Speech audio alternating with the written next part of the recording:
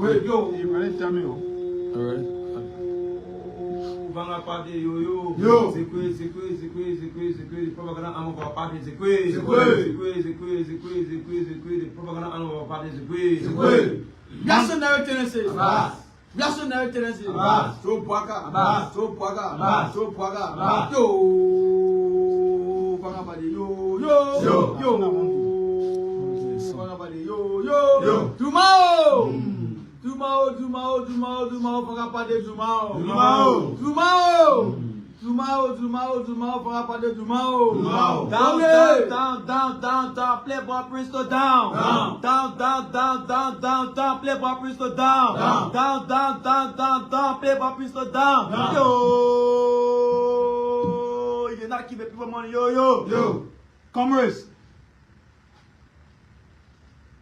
there's emergency press engagement is to deal with multiple contradictions in the space, basically targeting last night, firstly media appearance by the Minister of Finance that continue to consistently intellectualize the hunger in this country and the actual poverty in the land, and refer to and speak in passing on the government reckless dehumanization of the Liberian masses by basically displaying Liberian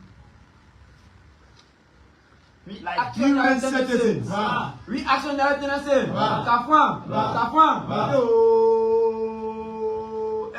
Emptiness, yo. At the Satan community, we've come here to categorically condemn out of recklessness that was exhibited in Satan. We believe that the masses, the Liberian masses, on the quote-unquote rescue mission or rescue agenda, do not deserve the kind of embarrassment that they continue to consistently experience on the Boyka's administration.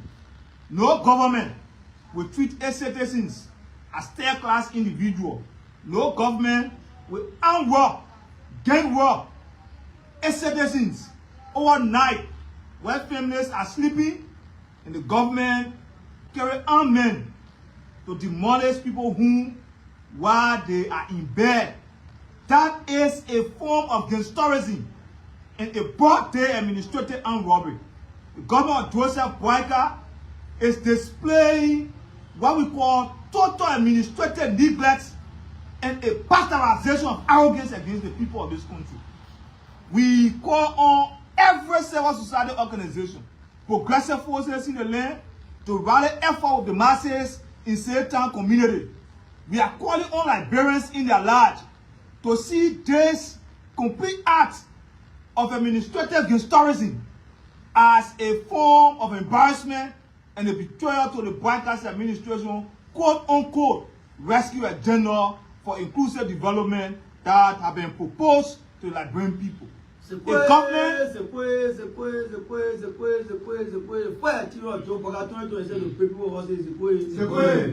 government akin to protect the people of this country must not consistently put tears in their eyes. A government akin to protect the legacy of the poor, the downtrodden. This is a country that people cannot afford 1 square meal a day. Let's to talk about somebody how government should be there to protect the ordinary people, not the elite bourgeoisie. Our intelligence arms have revealed that the government has the day to the Ministry of Transport, while the outsourced Liberian workers for Lebanese was bribed with the 2.6 million to demonstrate the people in Satan community. The reasons for which they went there overnight was because they were paid by the Lebanese community. This is something.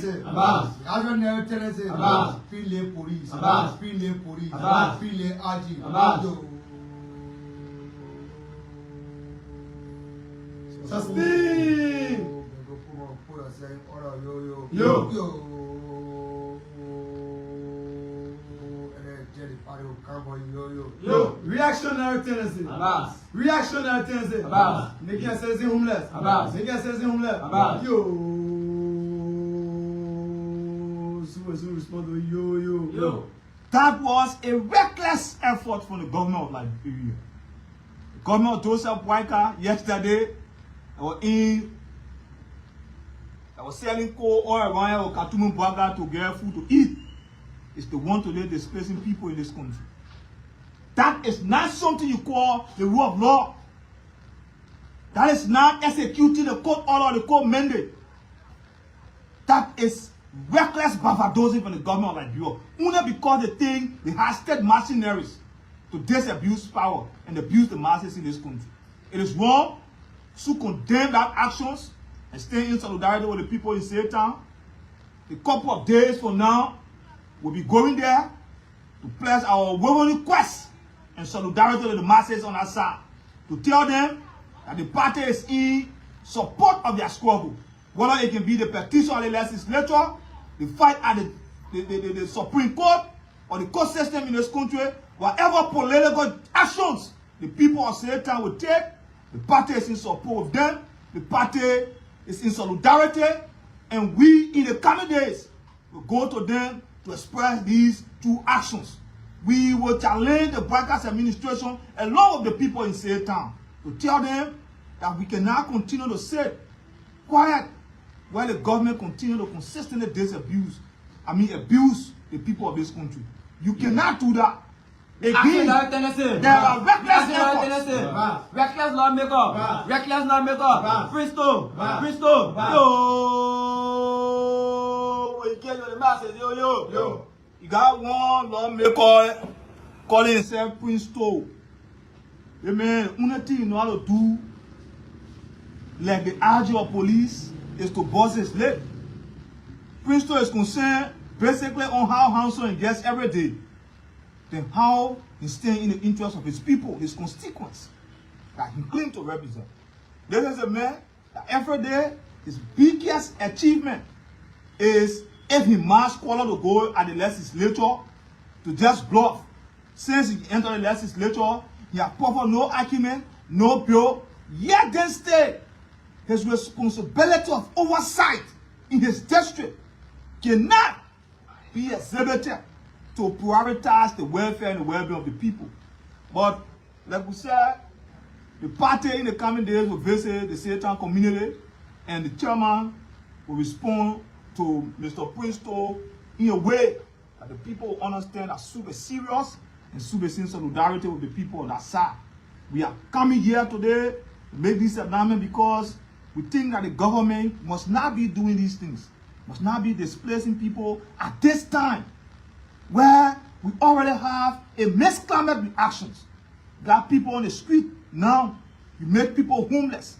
People that were thinking about paying their children's school fees will not be thinking about paying their children's school fees anymore. They'll be thinking about how to get places to sleep for the accommodation.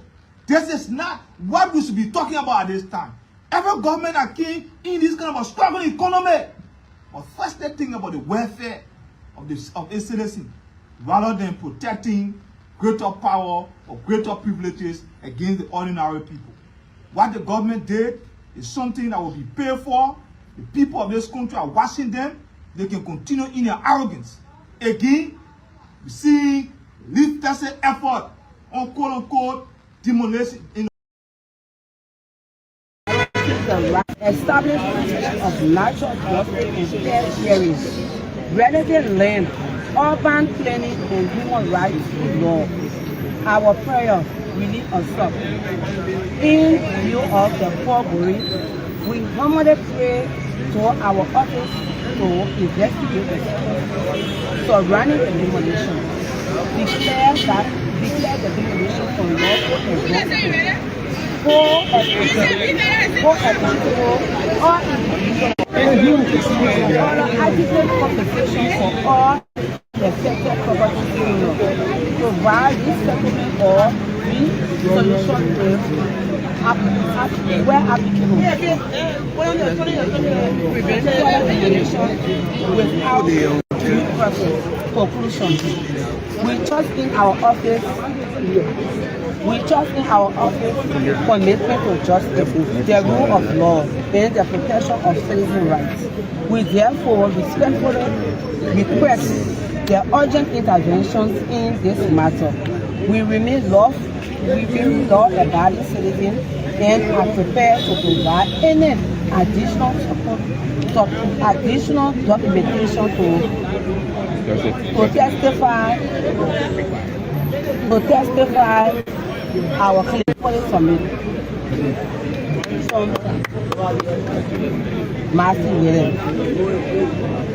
Thank you. My name is Rose Abdoyan.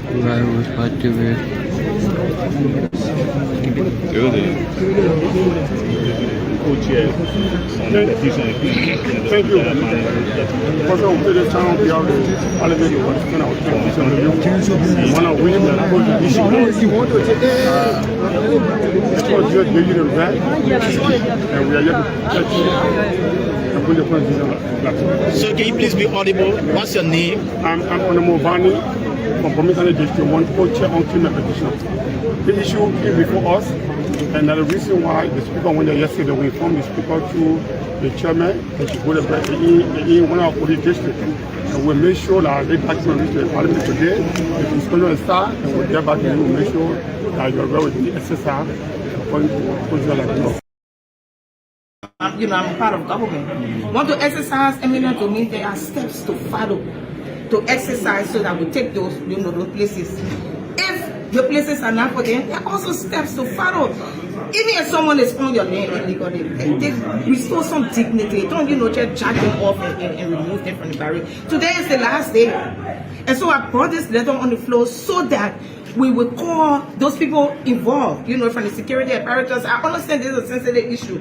And so I wasn't requesting that they come in plenary for open plenary. Call them, we run on committees in this house. Call them in committee room. Just understand the plight of our people is very essential. And to just dismiss it, that I'm so disappointed. I'm very disappointed. And I just spoke with the speaker. He's going to correct whatever mistake he made and make sure the dignity, of our people is restored. Did he give you any reason how he intend to correct? It's a sensitive matter, I understand, but it shouldn't have gone the way it went. Give us the opportunity to speak, especially when you represent people. People carry different narratives. And I've been having a couple of meetings. And because, I'm not going to the press or not saying anything, so they say like, oh, she doesn't care for her. But when it comes here, we represent these people. Their plight is to be spoken on. And that's how we're trying to do. But I hope we will correct the situation and make sure, some dignity is restored. Thank you so much.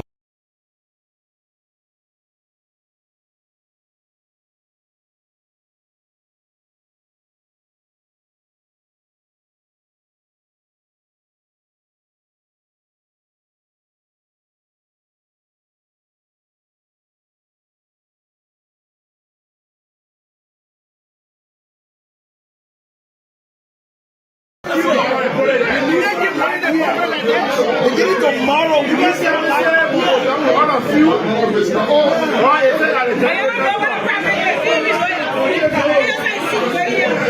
You know what I feel? But you don't know.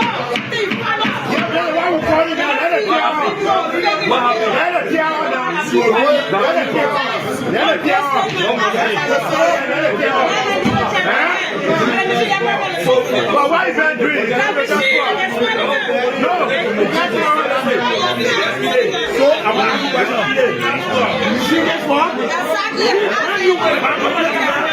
Thought on the issue of the threshold bill that was passed recently, and then a motion of reconsideration was taken by one of our colleagues, which sparked heated debate around here.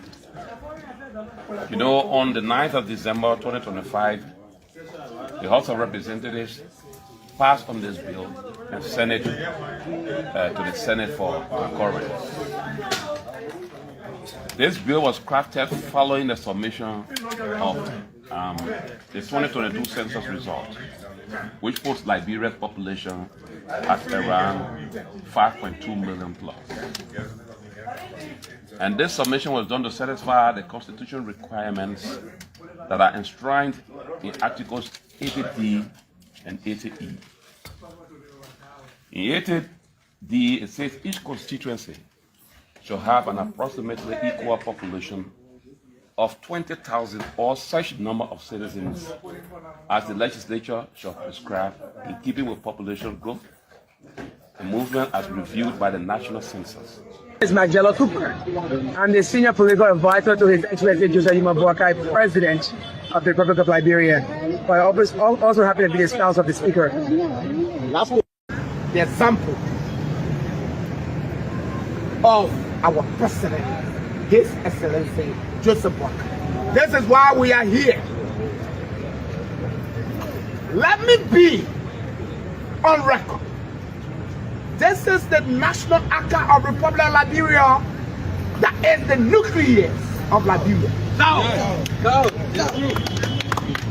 Everything that Liberia needs to reflect on the historicity how Liberia was built, we have it here. But the central government have forgotten about it. And we will continue to require who will speak. Mercy.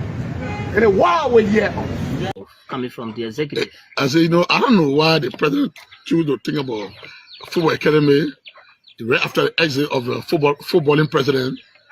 President Boakai had never, I don't think he even played in elementary school. To sit and decide that you're going to play a football academy, something that was being done by President Weah, who is celebrated around the world as who is celebrated in Africa. We think that is a serious challenge. That's a serious challenge. Everyone should watch that, because if this woman go ahead and build a football academy, and when he background in football after the exit of the football president, that clearly speaks to the fact that football was not a priority on George Weah. A LOTE approved by the legislature. If you spend $10 million on a government project, which institution funded it? It also lends credence to some of the things people have said, that some of the money hitting the budget. For example, they're spending $1 million for Foya Hospital. What's the population of Foya? $1 million for Foya Hospital, but there are more people in Basso. There are more people in Magidi. So how do you allot money? There's a lot more money being spent for Kolahun Hospital. And there is also money being spent for Current Hospital in Zozo. So this year's budget spending almost $2 million on hospitals in Foya. Are they getting those money, in Lofa, are they getting those money to go back for it and spend on other projects? Amrekun, distinguished colleagues, I want to say good morning to every one of you, and thank God that we're in 2026. This is a very pleasant morning. All we can say, we want to tell God thank you for life. He has given us another breathing space. However, I am reminded of the conversation that was in the chat room yesterday, where the speaker validated that Cecilia Bokun is his biological sister. That leads us to the fact that Richard Kun, at this point in time, you should recuse yourself, that you have committed crime under our marital law, the domestic law of this republic, that incest is a crime. So until we get reasons why you marry your sister, I think you have lost legitimacy to preside as speaker. So it is just the right thing for you to recuse yourself.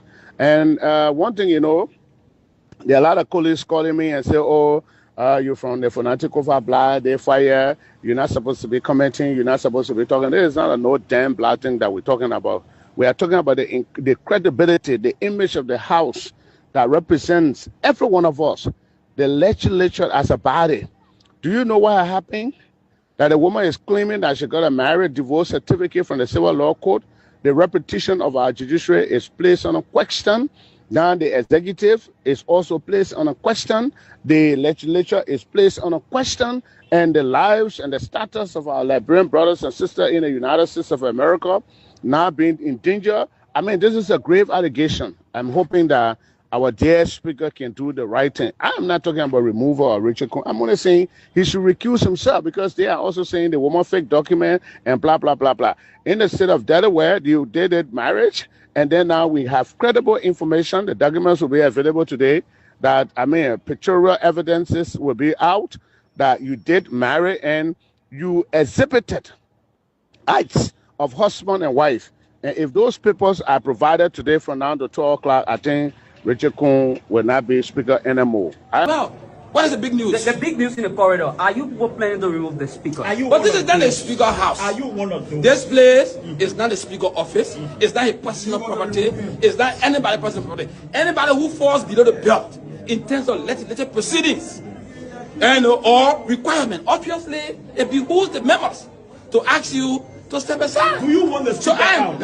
I'm saying to you now, if you perform below the belt, it behooves the members to say step aside. Is the speaker performing below the belt? No, he's performing. Okay, so he's you don't want performing. him out? No, I don't want. It's not. I don't want him out. I'm saying he's performing until it is proven beyond all reasonable doubt that that speaker have done this, has done this, that required for us to remove it. Obviously, we remove.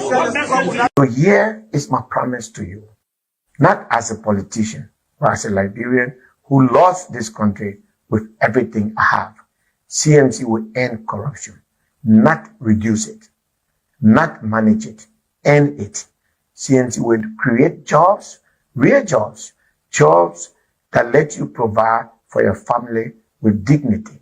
CMC will build roads that connect our farmers to markets, roads that connect our children to school. CMC will put medicine in hospitals, so no mother ever has to watch her child suffer because some politicians stole the health budget.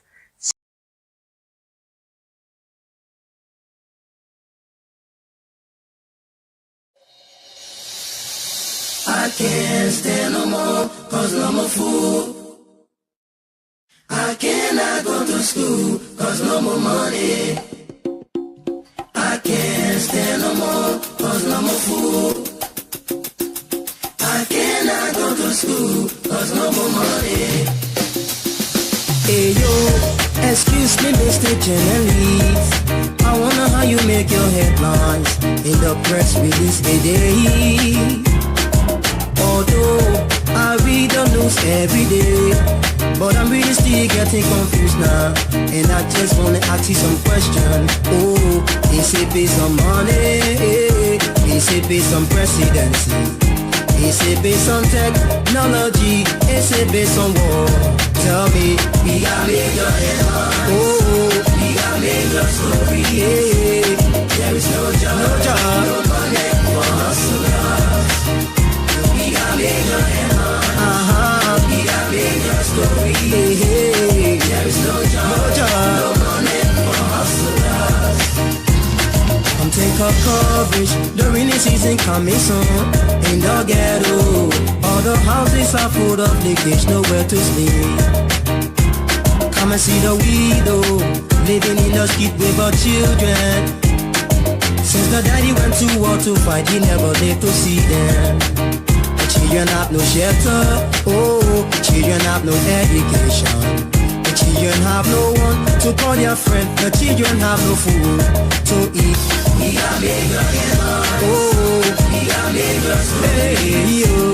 There is no job, no money for hustlers. We got major headlines. Major headlines. We got major stories. Major stories. There is no headlines and major stories here tonight. Let me say a pleasant good evening from Liberia. And welcome to the Round Table. The Round Table is a fascinating talk show that talks about the issues that matter the most of our country, Liberia. And tonight we are very unfortunate to not have James on the program. James is usually here with us to have a wonderful conversation. So my name is William McGill and I'm your host. Let me send out a speedy recovery to Mr. Samuel Abu. He's not feeling well. We hope and pray that Mr. Abu can come on speedily and basically be able to join us as soon as possible on the show. So, what are things we are going to talk about on the program here tonight? Basically, we want to look at some great things. We will be looking at the issue there in Madam Priscilla Cooper District, the police academy, that's 72nd belt, and the barrack there being having schools of residents being asked to vacate the premises. I can't stand no more, 'cause no more food. Sorry for that. And the government, through the Ministry of Defense, have asked those people to basically vacate the premises. Okay. Sorry, I can't. Light fell off, right? And that's one aspect we're gonna look at. We're gonna play some clips from that scene where there was different kind of conversations and different information being given. We will talk about that, and then also look into how the situation is going. Also looking at the worth of property there. We'll also take a look at the demolition process in Satan, right? And there's a lot. But let's bring Madam Priscilla Cooper, and once we bring that, we'll talk about her district situation, and then we can flow ahead. Exercise eminent domain, there are steps to follow to exercise so that we take those places. If the places are not for them, there are also steps to follow. Even if someone is on your land illegally, they restore some dignity. Don't just jack them off and remove them from the barrier. Today is the last day, and so I brought this letter on the floor so that we will call those people involved, from the security apparatus. I understand this is a sensitive issue, and so I wasn't requesting that they come in plenary for open plenary. Call them. We run on committees in this house. Call them in committee room. Let's understand the plight of our people is very essential. And to that is missing, that I'm so disappointed. I'm really disappointed. And I just spoke with the speaker. He's going to correct whatever mistake he made and make sure the dignity, of our people is restored. Did he give you any reason how he intend to correct? It's a sensitive matter, I understand, but it shouldn't have gone the way it went. Give us the opportunity to speak, especially when you represent people. People carry different narratives. And I've been having a couple of meetings. And because, I'm not going to the press or not saying anything, so they say like, oh, she doesn't care for her. But when it comes here, we represent these people. Their plight is to be spoken on. And that's what we're trying to do. But I hope we will correct the situation and make sure, some dignity is restored. Thank you so much.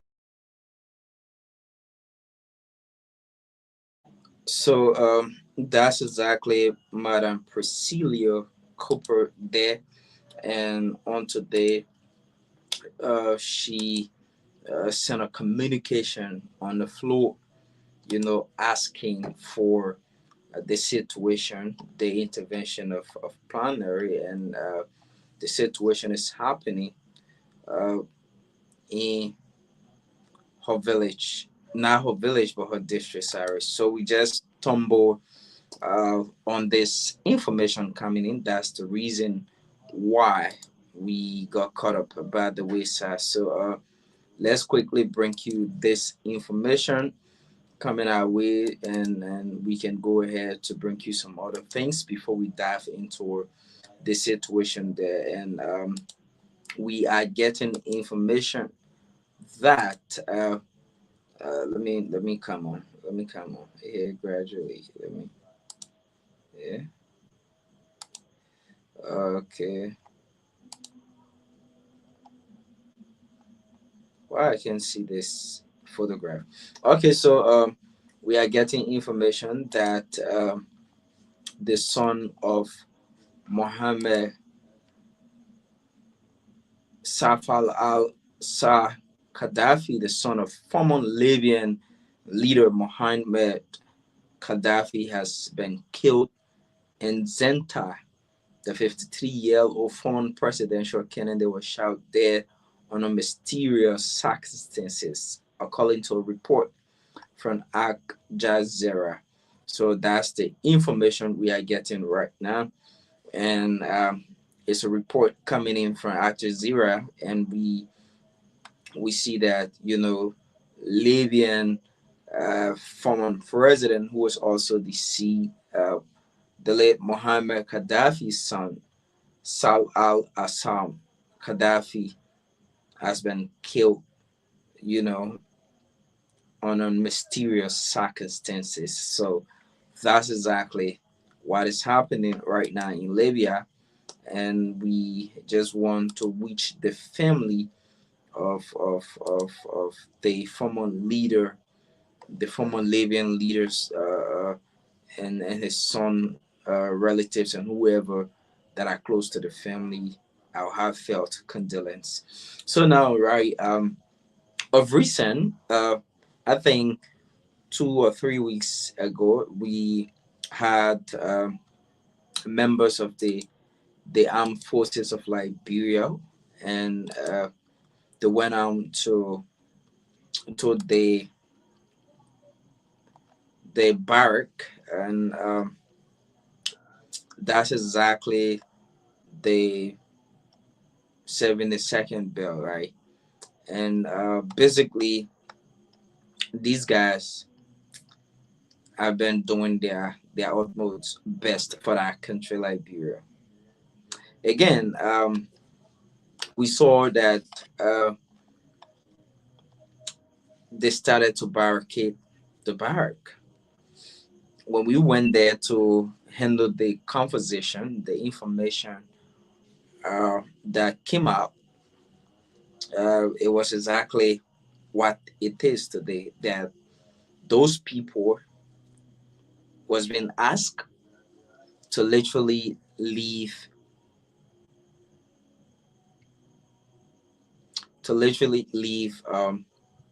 the premises that belongs to the armed forces of Liberia. And then I don't know for how long, but we gather information, because I can say this, and I'll say this bluntly, right? In as much as is a security situation, we have faced some tense situation to be able to gather more information, because I don't think that they are trying to block us from getting the necessary information that we should get. But I think, you know, it's a security situation, and they also want to be skeptical as to how, you know, nowadays how our journalism is, now to allow everything, every person going in there, or everything from in there coming out, and not just coming out in the right way, but coming out in a way that will be portrayed somehow differently. Relatively constant when we were at the barricading of the area. We were there when the AFL went to barricade the place with razor wires, and things were as calm as not expected. As journalists, saying to say that we always, you know, ask for a tense situation.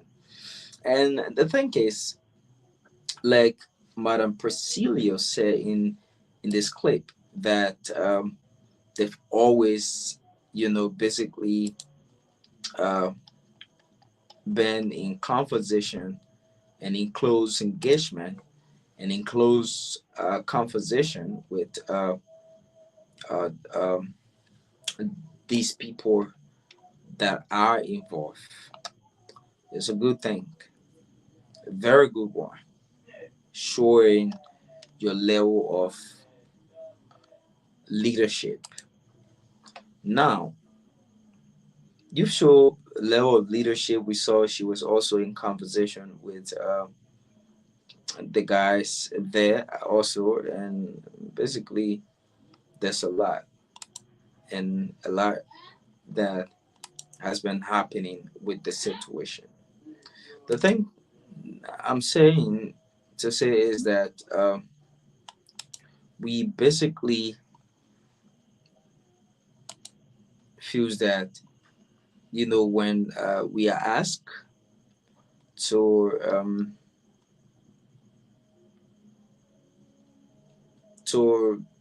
do certain thing, you know, like an ultimatum given you as a person, we as Liberians usually take that lightly.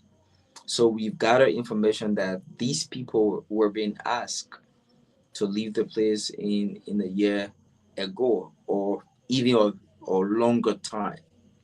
And then now that the AFL is coming, the first thing about this whole situation is that it was during the war that the place got very vulnerable, and most of the people used that to, you know, settle in the country. By law, everything in this country belongs to government, and whose government is us. We the people make the government. We paid our taxes. We go in the rain or sun to vote.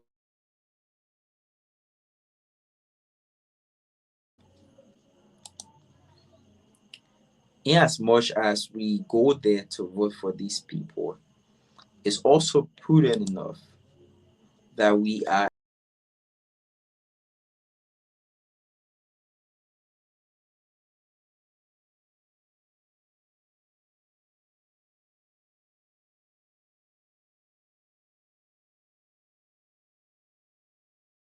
that basically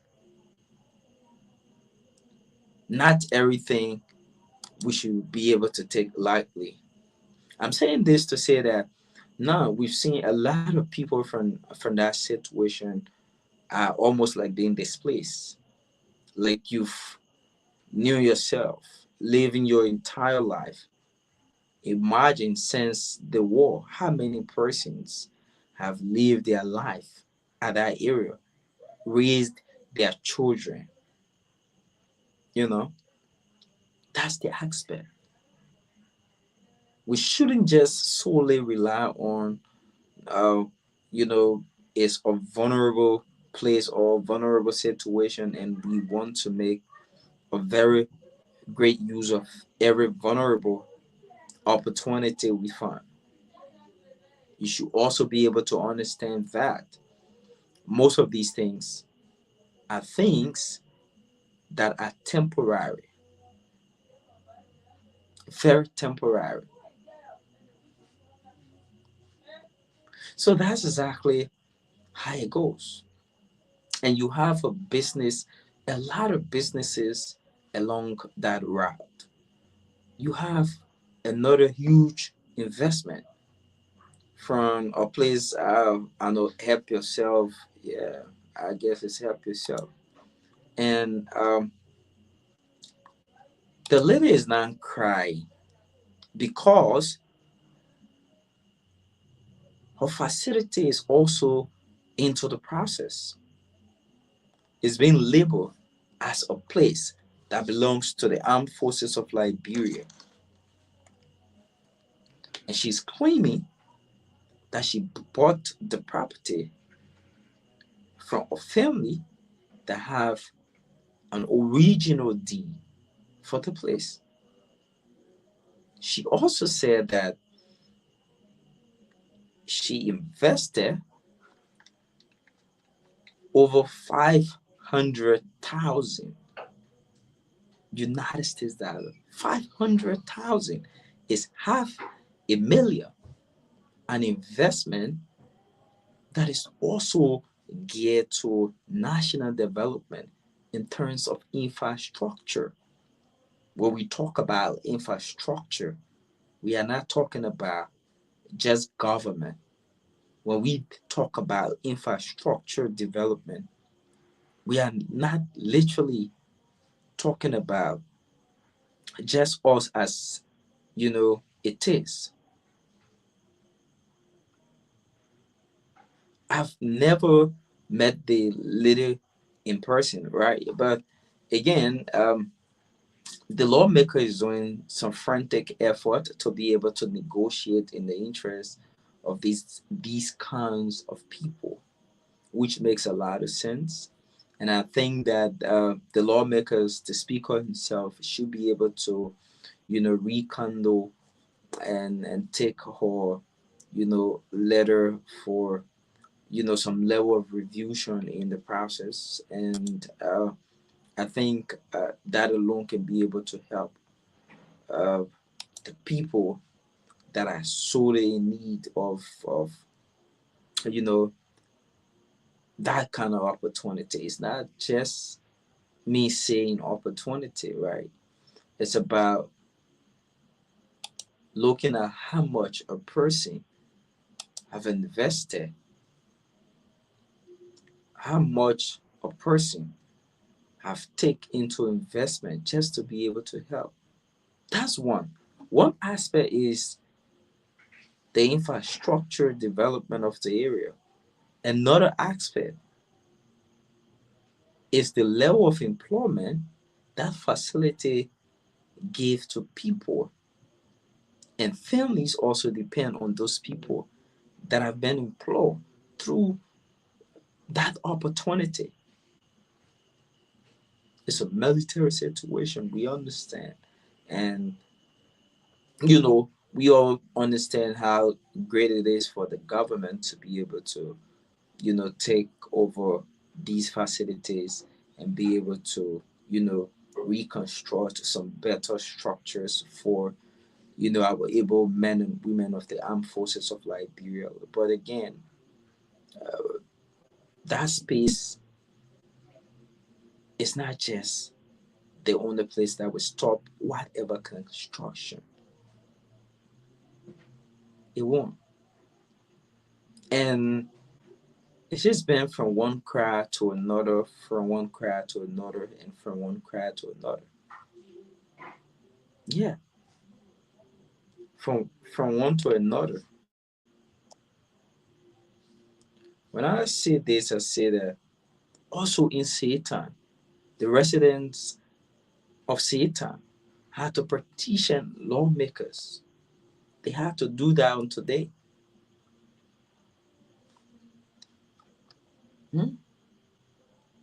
Let me play this for you to listen to their petition, right?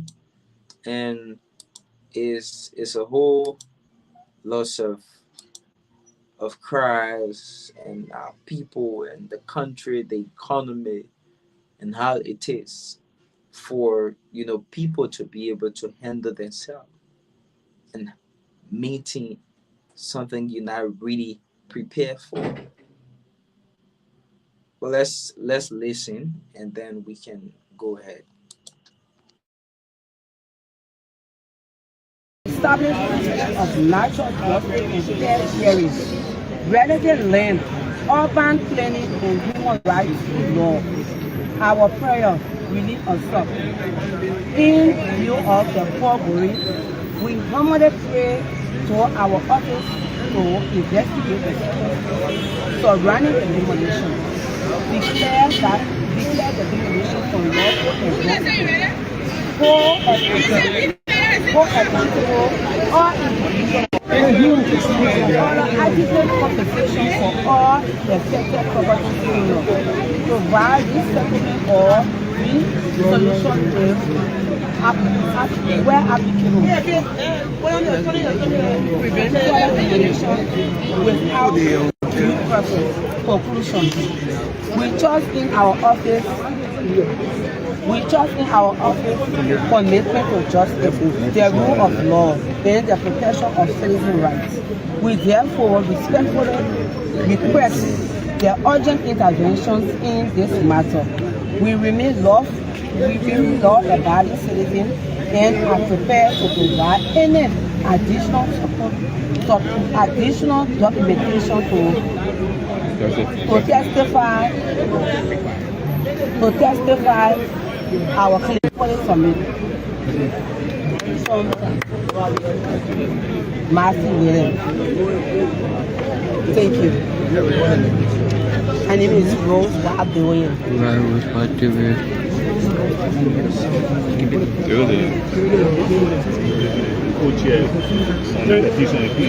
Thank you.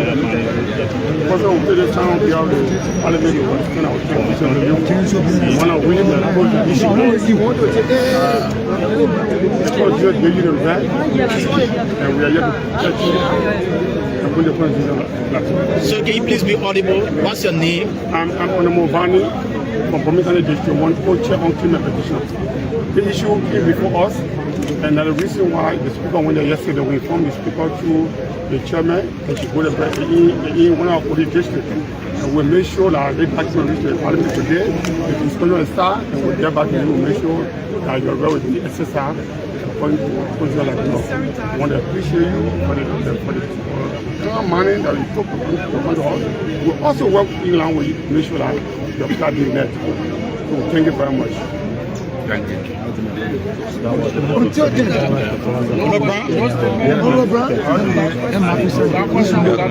they still going to carry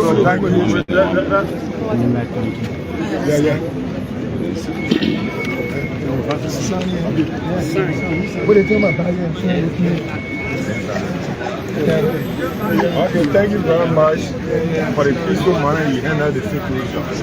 Most of you know that I also live and grow in Satan. I'm very astonished when I pass and I saw the area demolished. For your SSR patient, we meet the speaker and make sure we intervene on your behalf. Make sure if the person has legal document, the property that they came to demolish, if the property demolished, definitely that will be another case. And when they run for the demolish your property, we'll make sure all damages are happy over there, all losses. The scene law will make them pay for it. So your SSR patient, try to make sure you put your people together, you wait for a response from the House of Representatives. The speaker, I'm very sure the speaker will make sure and set a committee to come in the community and verify the situation. Thank you for exercising peace in the community. Some communities are going to be violent. Yes. We are very unexpected for putting the demolished property. So I thank you, I praise you for the level of patience you exercise. We'll make sure we stand by you to see into it that your interest is first on our agenda in the House of Parliament. Thank you very much. Thank you so much, sir. Thank you. Okay, this is Representative Grant from Riverside County District number 1. Yeah. Please, it's on a serious note, and the petition that understood is that if you want to carry on demolition, there will be the level of due process. Thank you. You understand me? So we are your principal deputy. Thank you. So we will do everything possible to see how best that that situation, that the process that went on over there, we carry on proper investigation to understand where justice came from and carry on, a quick demolition with all the consent of the citizens that live in our residence. So you just go and realize this communication is very paramount to us. We will do everything possible so that justice can be served. Thank you so much. Thank you.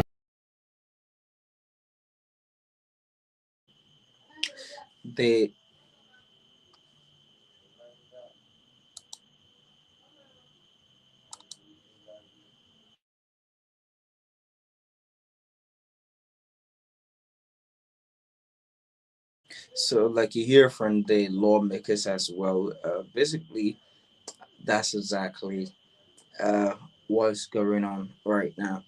We have people crying and basically trying to be able to call on government officials, like you heard in the petition, over 7,000 persons there in Satan are basically going to be homeless, and you also have to process being carried on very, very unlawfully, according to them, without their notice. Some property that were being demolished, they do have legal documents. And sometimes, again, right, when we had to buy land, that's what I can say.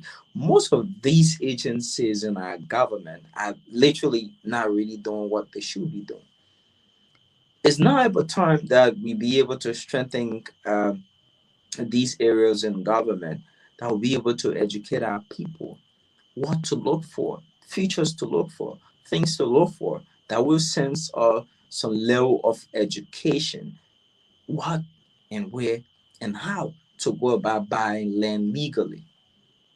I'm being real. Most of our people who bought land in the past are literally, not having it anymore. Like, I can say that. They literally bought land in the past. And most of those places, in recent times, one is around, the Catley Junction area. We saw demolition there last year.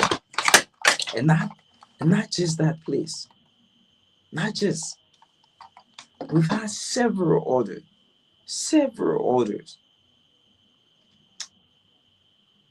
I think the LLA needs to do better, and they needs to be able to understand that you basically have to have some level of education for our people. And sometimes the whole land thing, you might think you do have the legitimate document to the place.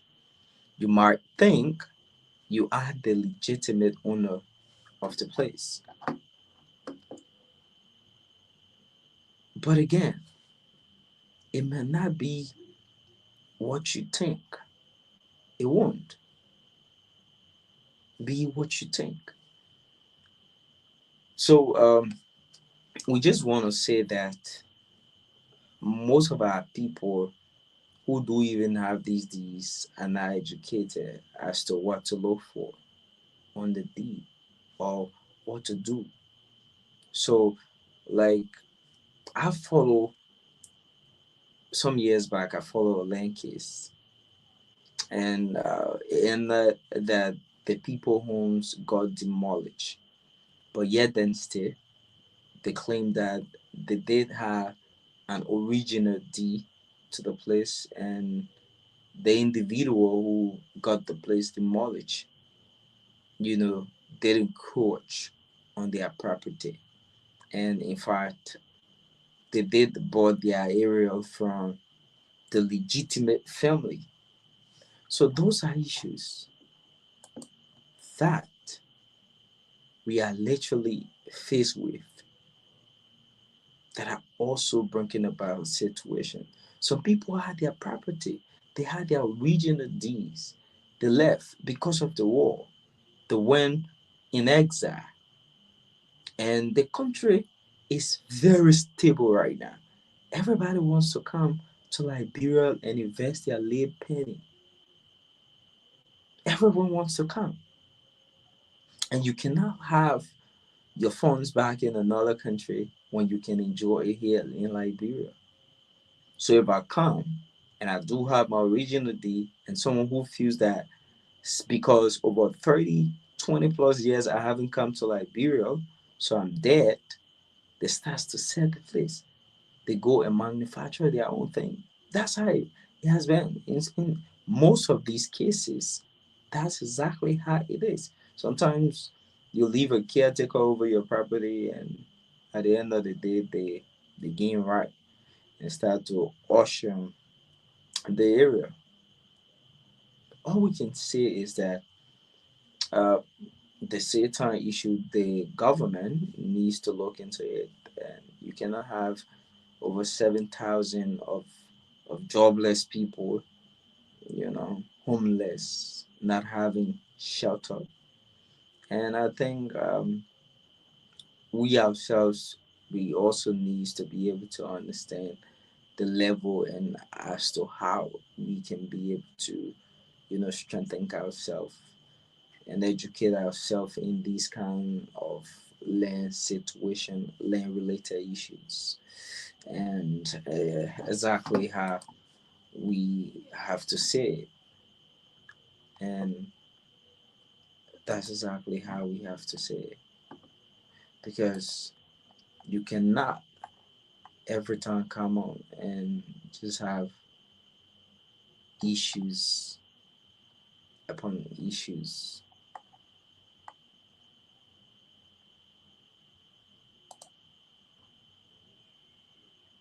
Issues upon issues upon issues.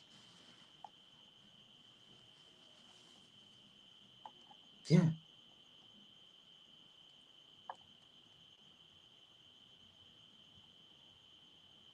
And I'm saying, I'm saying, all right. Again, some residents in Catholic community expressing fear that they are also hearing about demolition process in their area. Who knows? Yeah, nobody knows now. So we hold on right there, and we see that Liberia, our country Liberia, is now also on a bid, to put up a candidacy for the African Union, International Cooperation and Economic Affairs at the Ministry of Foreign Affairs, that Abraham Yen has confirmed Liberia candidacy for EU body.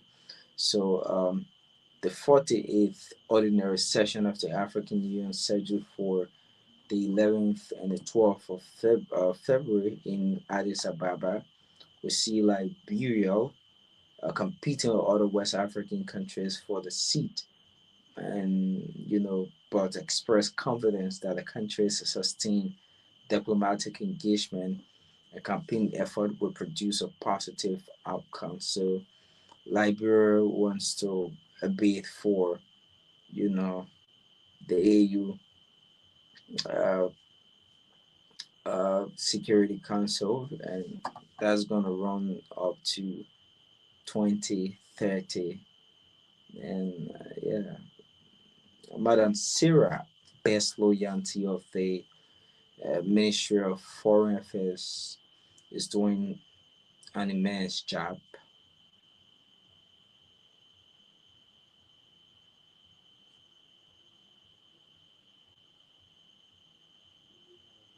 It's doing an immense job. A very, very great one. And the resort is showing some progress, I must admit. And I think Marianti and the government now should be able to, with all of the engagements and strengthening bilaterals, should now yield to some meaningful implication on our economy, on the growth of development and progress, youth employment, opportunities for, other countries to bring in their embassy here. It means a lot for us as people. It means a lot for people that wants to be able to explore through traveling. So Madam Yanti is doing a very, very great job at the Ministry of Foreign Affairs. A great one with her team, and we hope and pray that they continue to do better to be able to give our country some level of great progress.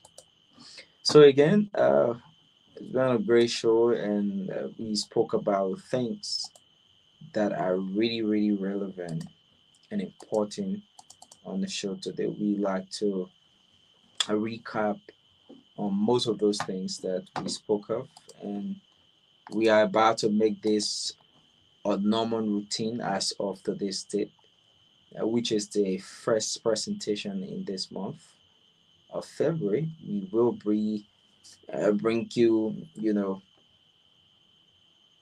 today in history at the end of the show so bring significant things that happen in history and famous birthday of Elizabeth Blackwell, first woman in the United States to receive a medical degree and the first woman on the British Medical Registry. So Elizabeth Blackwell is the first woman in the United States in 1821, February 3rd, 1821. She received, a medical degree and the first woman on the British Medical Registry. And today in history, in 1864, February 3rd, Johannes Gutenberg, inventor of the printing press, revolutionizing communication. So he's the inventor of the printing press, and it was invented on this day. Today in history, in 1451, February 3rd, Sultan Mehmed II inherits the throne of the Ottoman empires, later known as the Conqueror. Today in history, February 3rd, 1509, the Battle of Dul takes place, where the Portuguese Armada defeats a mock Egyptian fleet, establishing Portuguese dominance in the Indian Ocean. That's all we have for today in history, and I'd like to thank all of you for joining us. Lowell, thanks for joining us on the show tonight, and we appreciate all of our viewers for coming through. And let me say a pleasant good night, and thanks to you for following us.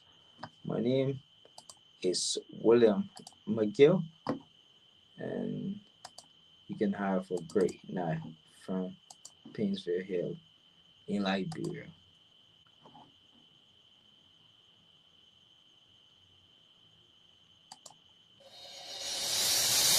I can't stand no more, cause I'm a fool. I cannot go to school, cause no more money. I can't stand no more, cause I'm a fool. I cannot go to school, cause no more money. Hey yo, excuse me Mr. Journalist, I wonder how you make your headlines in the press release today.